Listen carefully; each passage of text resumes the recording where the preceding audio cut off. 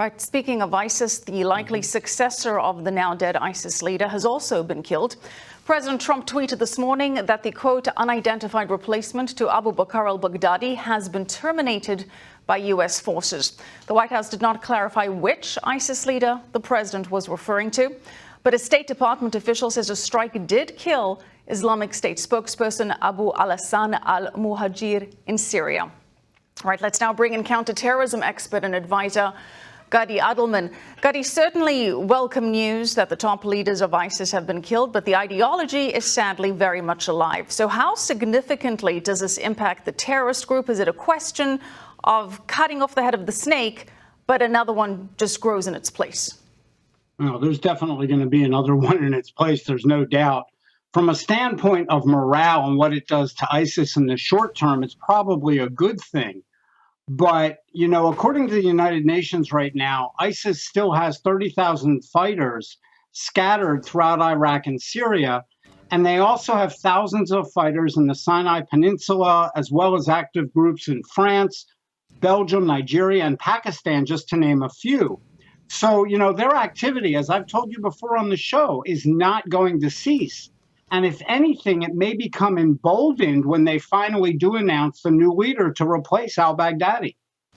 Mike, granted, fighting the ideology has always been the biggest challenge, whether it's ISIS, whether it's Hamas, whether it's another jihadist terrorist group. It's all about the jihadist ideology. But do you see this as having an impact, at least in terms of the recruitment efforts of ISIS? Does it potentially deter future recruits? Yeah, I'm of the ilk that doesn't think that our enemy can hate us anymore. And so that all the things that the president has said that people claim is going to cause increase in recruiting, I don't think so. If the conditions on the ground in these countries are such that young men can't find work and can't do other things, they join ISIS, that's one thing. So I don't think that is the case. ISIS remains President Trump's #1 political threat. If in 6 to 8 months from now, ISIS has resurged and are doing those things, recruiting, taking ground inside of Syria, collecting taxes on social media platforms, I think the president's in trouble politically. Gadi, the president has been criticized for the way he has described the killing, for the way he has referred to al-Baghdadi as a loser. Some would argue that that is exactly what the president should be doing, that it takes away some of the grandeur, if you will, that these terrorists are trying to evoke through their martyrdom. What do you think the impact is of using this kind of language to describe ISIS?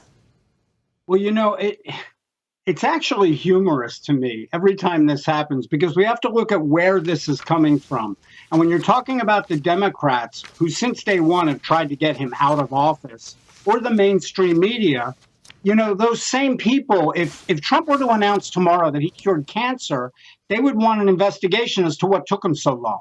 I mean, there's nothing this man is going to do, whether it's something he does like taking out al-Baghdadi or the way he announces it, that's going to be seen in a good light by the other side. It just isn't going to happen.